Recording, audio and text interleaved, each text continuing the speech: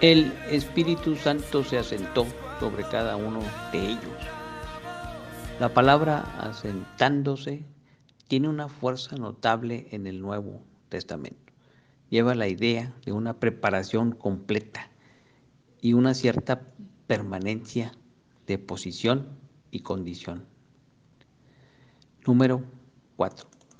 Bajo el viejo pacto, el Espíritu Santo se asentó sobre el pueblo de Dios más como una nación, eso es Israel.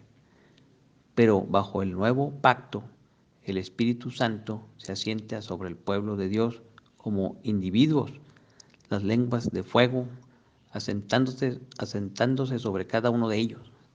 Este extraño fenómeno nunca había sucedido y nunca volvería a suceder en las páginas de la Biblia, pero fue dado para enfatizar este punto, que el Espíritu de Dios estaba presente con y en cada individuo. Inciso F, y fueron todos llenos del Espíritu Santo. Esencialmente el viento recio y las lenguas repartidas como de fuego eran solo fenómenos inusuales y temporales que acompañaban el verdadero regalo, ser llenos del Espíritu Santo. Número 1. Mientras sería incorrecto esperar un viento recio o lenguas repartidas como de fuego que estén presentes hoy cuando se derrama el Espíritu Santo. Podemos experimentar el verdadero regalo. Nosotros, al igual que ellos, podemos ser llenos del Espíritu Santo. Número 2. Pero debemos hacer lo que los discípulos hicieron antes y durante la llenura del Espíritu Santo. Los discípulos fueron llenos en cumplimiento de una promesa. Fueron llenos como recibieron en fe. Fueron llenos en el tiempo de Dios. Fueron llenos mientras estaban unidos. Fueron llenos en maneras inusuales. Número 3. Esta venida y llenura del Espíritu Santo fue tan buena, tan especial para la obra de la comunidad de los cristianos primitivos, que Jesús dijo que era mejor que Él dejar la tierra corporalmente para poder enviar al Espíritu Santo. Juan 16:7. Pero yo os digo la verdad, os conviene que yo me vaya, porque si no me fuera, el Consolador no vendría a vosotros. Mas si me fuere, os lo enviaré. Número 2. El fenómeno de hablar en lenguas. Estamos en Hechos 2:4. Y fueron todos llenos del Espíritu Santo y comenzaron a hablar en otras lenguas, según el Espíritu les daba que hablasen. Entonces en Jerusalén, judíos varones piadosos de todas las naciones bajo el cielo. Y hecho este estruendo, se juntó la multitud y estaban confusos porque cada uno les oía hablar en su propia lengua. Y estaban atónitos y maravillados, diciendo: mirad, ¿no son galileos todos estos que hablan? ¿Cómo pues les oímos nosotros hablar cada uno en nuestra lengua en la que hemos nacido?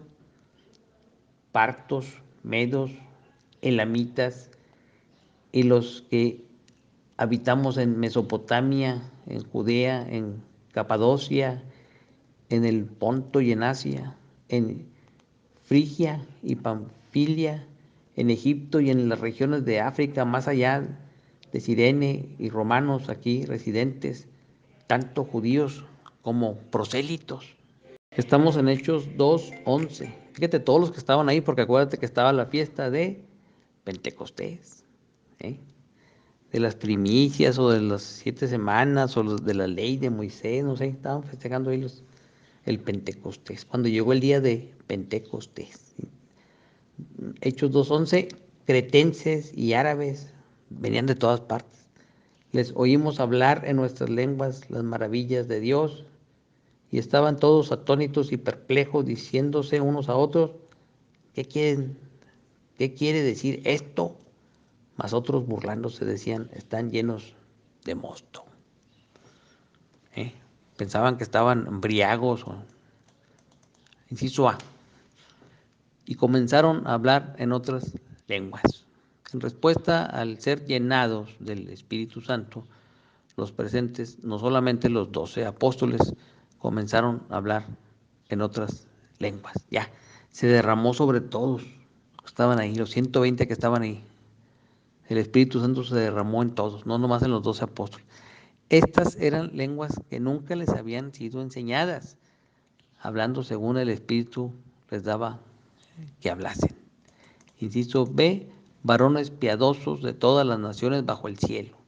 La multitud de muchas naciones se juntó en Jerusalén por la fiesta de Pentecostés.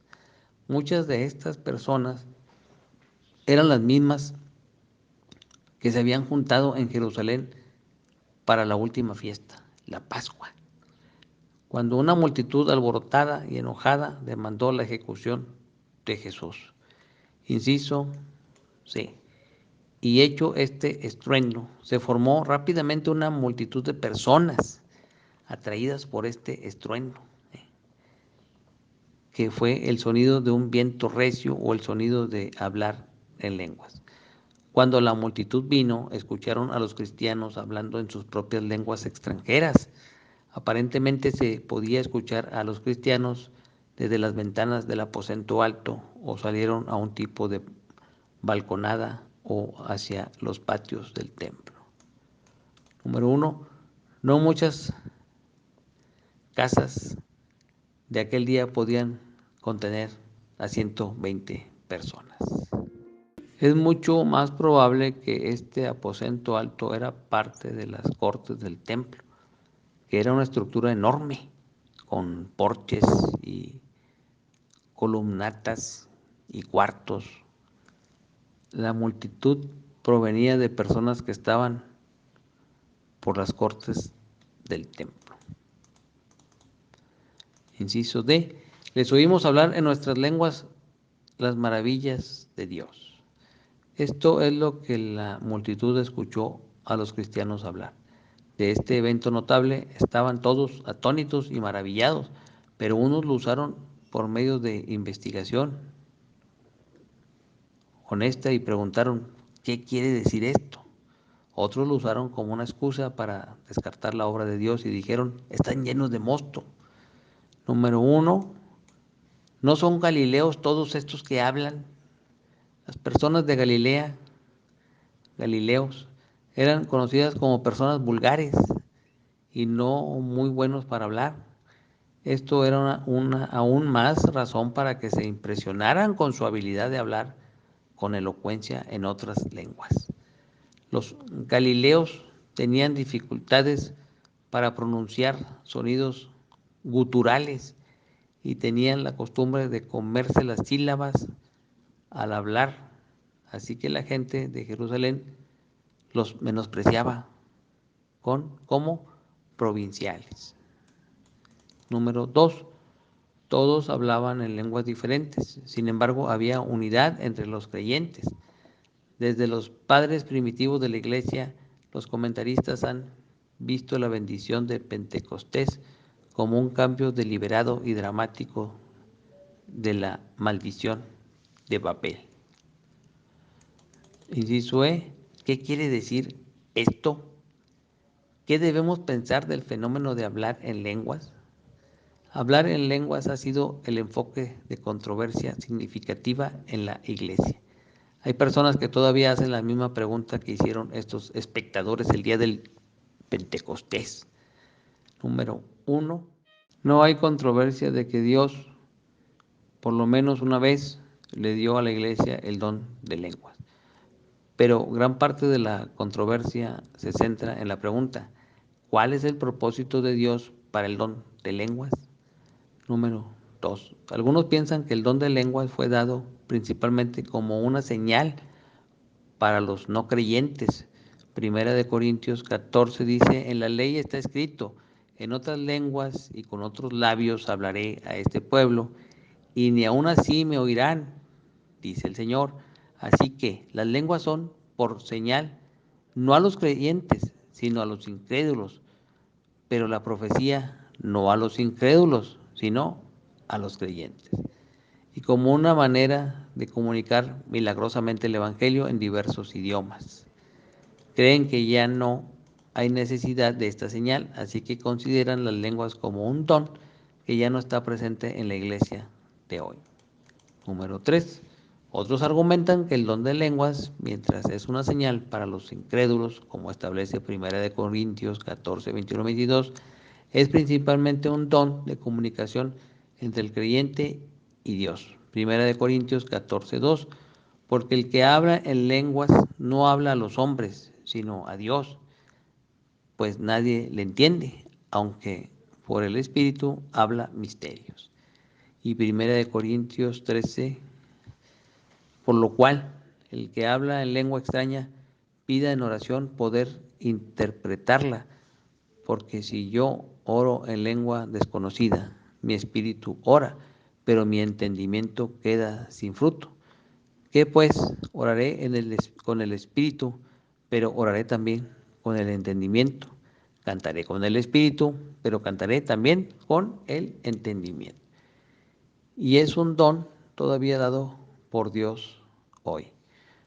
Número 4. Muchos interpretan erróneamente este incidente en Hechos 2, asumiendo que los discípulos usaron lenguas para predicar a la multitud reunida.